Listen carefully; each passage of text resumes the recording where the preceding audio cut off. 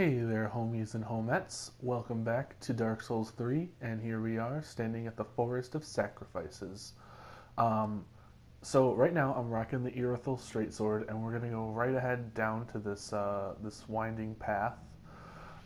This is still post commentary. You can see down there. I'm going to assume that's the Forest of Sacrifices, and where we are now is just an upper path. This is still commentary. This should be done soon. Um, as you may or may not have noticed, an elderly gentleman was standing in front of us on this road, and he proceeded to sprout four wings from his back and turn into some kind of harpy demon. Uh, these are the enemies of the roads of sacrifices, and I'm wondering if this is the sacrifice that must be made. um, Turning into one of these insane harpy demons. I have played through this area before. I did a little exploring, but I'm gonna cover all the major areas and make sure I cover all the secret parts and to talk about the items I found. Um, that overhead path I just took, that's how I recommend to approach this area. You can take a more direct path, but you're gonna end up fighting multiple of those demons at the same time. um, as a matter of fact, it's kind of unavoidable to fight these guys. Um, I just think it's better to only have to fight these two at the same time than have to fight like four of them at the same time. These guys like aren't real tanky, but if you let them get a hit in, they're gonna end up getting more. The screeching you just heard in the background was actually more of them being called, I believe. There's a couple of these shaman guys in the woods as well, and they'll spew out a cloud of poison and waves of fire at you when you get too close. So you gotta watch out for those guys. They'll be on their hind legs waving a staff around. When you come around here, there's a couple of them. Actually, I can't remember if that one's already dead. No, that one's just asleep. But there's a couple of them asleep on the above ridge.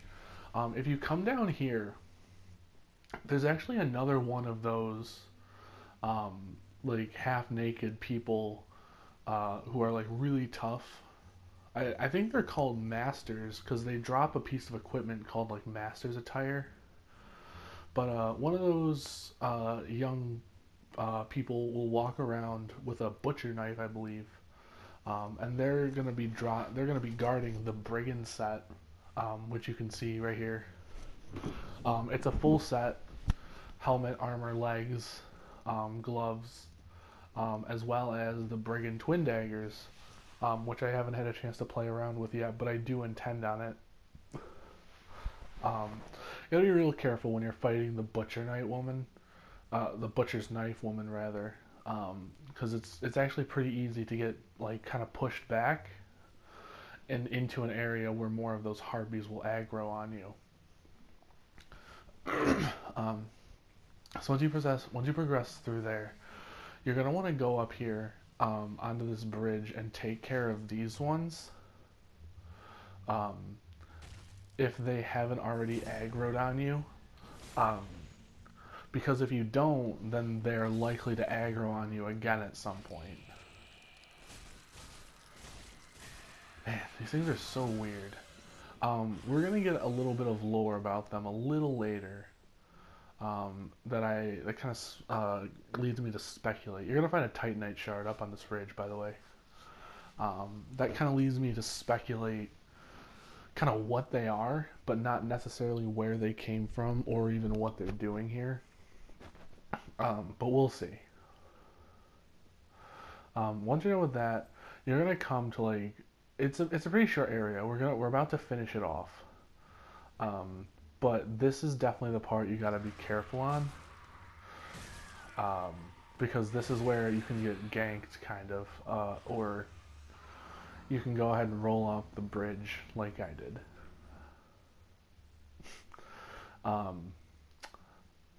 Yeah, that can happen. They attack so fast, and your camera will start spinning to try and keep up with them if they're locked on. So maybe the best way to approach them isn't to lock on and just charge them. But we're going to go ahead and cut right back to where that was. Alright, let's give that another go. So, the actual way you're not supposed to, but the like secret way to approach this area, um, it doesn't even involve fighting these guys. There's actually a drop down here, and you can go ahead and roll right off that again.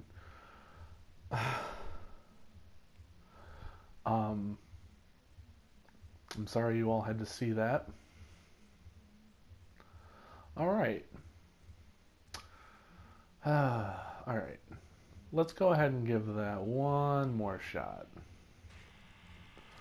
So, instead of that, I'm just gonna tear the heck out of these guys. And then I'll show you all the nooks and crannies. I am rocking the Pontiff's left eye ring. So if you notice, if you look at my status bar, you'll see there we picked up the Great Corvian Scythe. And you'll notice if I hit like a bunch of attacks on some enemies, I'm actually going to get a status effect, which I believe is a little bit of HP. I haven't been able to parse it. I didn't able to like, get a really good look at it. But you just saw those dogs down there. That's exactly where we're going to go. So if you go ahead and fall down this ledge, being very careful not to die, you come to this underpath. And there's a cave down here with some corpses in it and some treasure. Of course, you're going to have to get through these dogs first. I don't know why. FromSoft just loves throwing in dogs to be like the worst enemies of all time. But you're going to find some treasure down here. The most interesting of which is this Braille Tome of Karim. A sacred Braille Tome from Karim filled with advanced miracles, give to a storyteller to learn advanced Karim miracles. In the Way of White, there's a tradition of placing great faith in the blind. And Braille tomes are... I missed that. The last word. But so, I'm not exactly sure what it is yet, but it looks like we're going to be able to give it to someone later and learn the miracle. I know the... I don't know her name.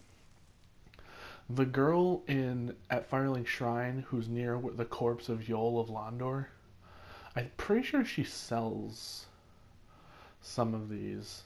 I'm not 100% sure, but I'm fairly certain. Let's go ahead and take a look at the Great Corvians. This is the dagger, the Great Knife rather. Dagger of the Unwanted, those guided by heretical storytellers. And then it will go on to say that the dagger basically looks more dangerous than it really is. And also the Great Corvian Scythe, Great Scythe of forlorn souls guided by heretical storytellers. The mistress of the painted world is said to wield a great scythe herself. Great scythes inflict profuse bleeding, such as the blood spatters on the weapon. So there's a couple interesting notes there. One, that the creatures that wield them are led by heretical storytellers, and who really knows exactly what that means. But that tells me that they're like of faith of some kind. There used to be 2 NPCs here. They must have left now. This is my like second or third time through this area, so I'm sorry about that, guys. Darn, that really sucks. Sorry, guys. I was thinking about ending the episode at that bonfire, but I decided it was a little bit too short. So we're going to go ahead and progress in the Crucifixion Woods while I keep talking about about the Corvian stuff. You can see those fires in the distance. Those will be relevant later. So they spoke of the Mistress of the Painted World, which is of course referring to Crossbreed Priscilla from Dark Souls 1, who wielded a great scythe. She did indeed. And I didn't really think about it till I reread it just then, but the feathers of those Corvian beings, I guess they are, they look like the shroud of Crossbreed Priscilla, which makes me wonder, were the Corvians like disciples of the painted world of Ariamis? Um, we know that Priscilla was locked there because she was considered an abomination. Um, so, is there a way that something escaped? Some things escaped? I don't really know, but that's my theory. That somehow the beings of the Woods of Sacrifice are descended from Priscilla somehow. So we're in the Crucifixion Woods now. It's populated by three things. Uh, Undead carrying giant poles. These weird stone mushroom things. I didn't realize it till like literally right here, but they do emit poison. And that can build up pretty fast. So you want to watch your back when you're up against these guys. Because they're not tough, but they crowd. And if you let multiple of them emit poison around you, you're going to end up getting poisoned pretty fast. The Crucifixion Woods have a number of these undead wielding tree branches, it looks like, presumably for use of crucifying, as by the name of the woods. Which leads me to wonder, what are they crucifying? Is it undead? Oh yeah, this is the third thing that populates this woods, by the way. Dogs.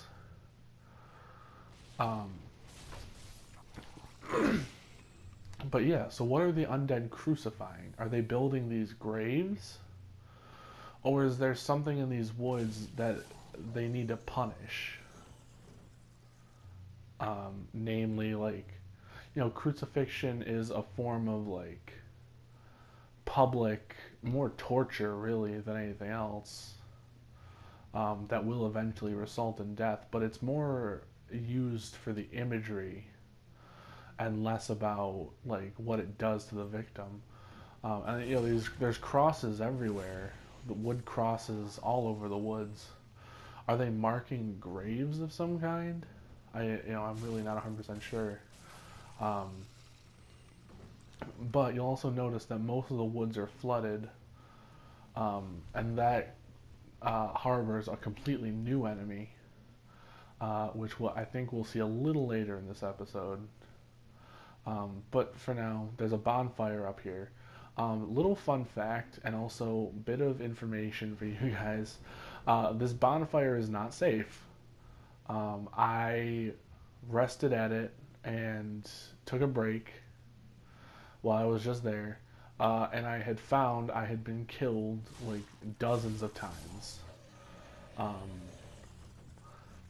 It turns out that if you're standing at that bonfire and you wait like 5 or 6 minutes, one of those cross-wielding undead will aggro on you, and you'll end up just getting destroyed by him. So I don't think I've come around to this part yet. There's a couple of those crucifix-wielding undead here. Yeah, I haven't been here yet. Okay, so you can drop down. There's an Estus shard. So you can enforce your Estus with that. This is the other thing that's hanging around these woods. These huge cross-wielding beasts. And they really remind me of the beasts from Bloodborne. So I'm wondering if this might be a link between them, between Bloodborne and Dark Souls. I don't know if that's like considered canon, but there's also one over here. He won't aggro on you. At least I didn't get him. I couldn't get him to. So basically you get a free swing at him. It looks like they set up camp here. There's a regular corpse just sitting there, which makes me wonder if those beasts started out as regular undead, or if they turned into something. So you can come over here and pick up a soul item. From this overhang, you can get a good look at the flooded woods, and the crabs that are roaming around them. Sorry, I had to cut the clip right there. So you can take a look at what's down below. The little ones, not too much of an issue. And you can get some green blossoms right there. Unfortunately, they are aggressive for some reason. The little ones, not too much of a problem. The problem is Big Mama Crab over there, and she does not like you killing her babies. This is at first I was like, oh, this has got to be some kind of joke, right? Giant crab, ha ha ha. No, these things are nothing to mess with. Um, they are first off, they can shoot water at you like the freaking jet. I don't know a lot about the anatomy of crabs, but I feel like that's not 100% biologically accurate. Maybe I'm wrong. But these things are hit real hard, and they are very heavily armored. Um, and tackling one can be tough enough. There's another one somewhere in these woods, and if you get both of them aggroed on you at the same time, you're gonna have a real bad time. Um, look at that. They got freaking water missiles flying out of their little mouths. Um, they can spin so fast.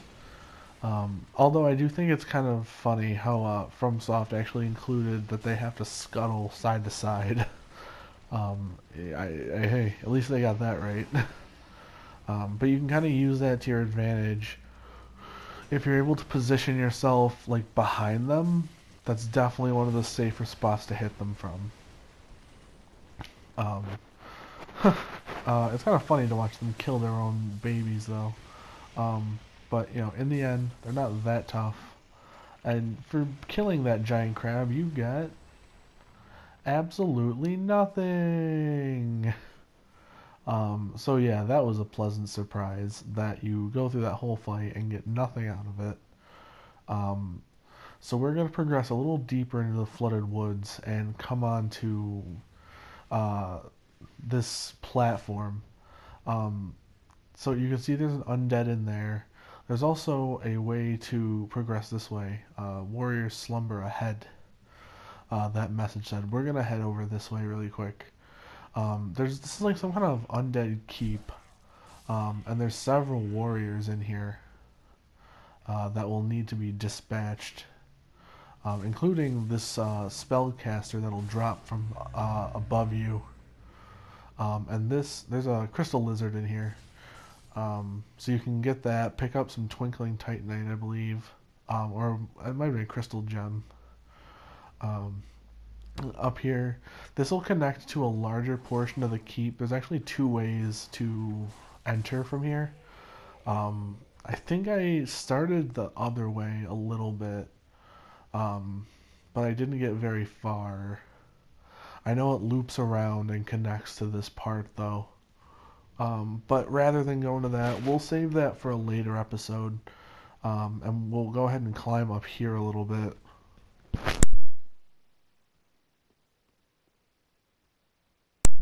You can see there's some decrepit ruins up here. Another one of those spear-wielding undeads. He's not going to provide too much of a threat. But you can go ahead. This barrel has nothing in it. I was very disappointed in that.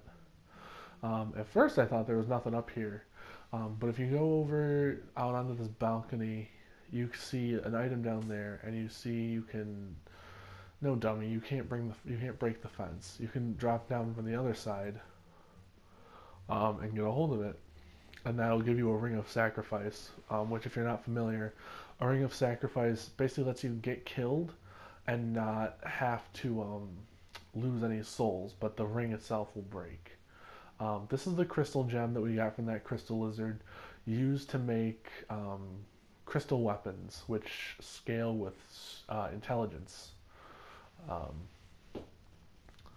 And we also have... One second. The ring of sacrifice. It's a ring of Velka, the goddess of sin. The wearer will lose nothing upon death, but the ring itself breaks. This is another... never mind, I guess we're not going to look at that. Ha ha ha, funny jokes. So warriors slumber ahead, they certainly do. Two real toughies are asleep up here. Unfortunately, I accidentally killed them off camera. I came over here, I got them on aggro, and there was no way I could get out. I tried to flee. They followed me all the way through the Woods of Sacrifice. I had no idea what was going on. But this is now uncharted territory for me at the time of recording. So those two warriors dropped some weapons. This is the Exile Greatsword, bloodstained greatsword wielded by one of the watchdogs of Farron. Inhuman strength is required to wield the heaviest of curved blades. And the other one gave us neither of these. No, there we are. The Great Club. A wood club fashioned from the branch of a giant tree requires considerable strength to wield. A hard durable weapon. Its weight makes it probably something like a formidable weapon.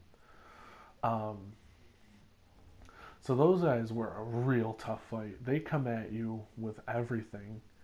And from the item descriptions, you can determine that they are Farron's watchdogs. If you come down here, it doesn't look like there's a way into that cell from out here. So later we're going to have to find another way in.